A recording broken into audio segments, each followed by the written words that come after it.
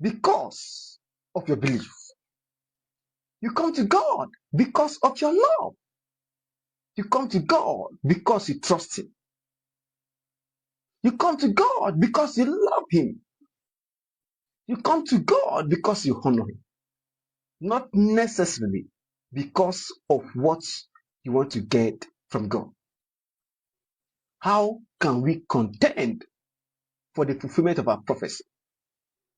We contend by writing and meditating on the promises of God.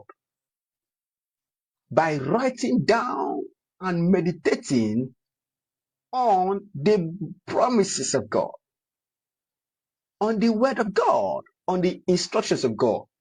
That's why Habakkuk chapter 2, verse 2 to 5 says you should write down the prophecy. Write down the promise of God. Look at it daily.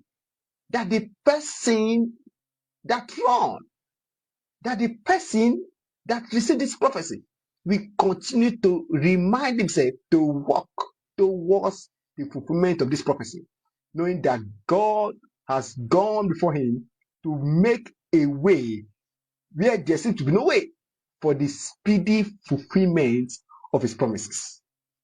How can we contend for the fulfillment of prophecy?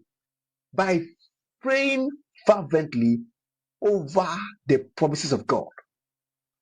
If you see 1 Timothy chapter 1 verse 18, Timothy was asked to pray fervently concerning the promises of God, the prophecies that you are giving to him. So as we said earlier, when you receive the word of God, when you receive the promise of God, it's time to go on your knees and pray fervently for the speedy manifestations of the promises of God.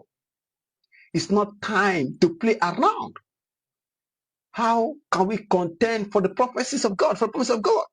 By declaring it in faith, by speaking the word of God, by speaking the promise of God boldly.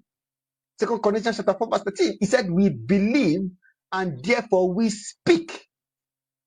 We believe the word of God, therefore we speak.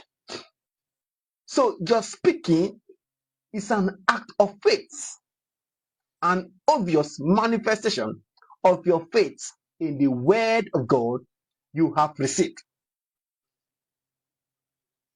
Prophetic word are enforced through confession, and your mouth gives word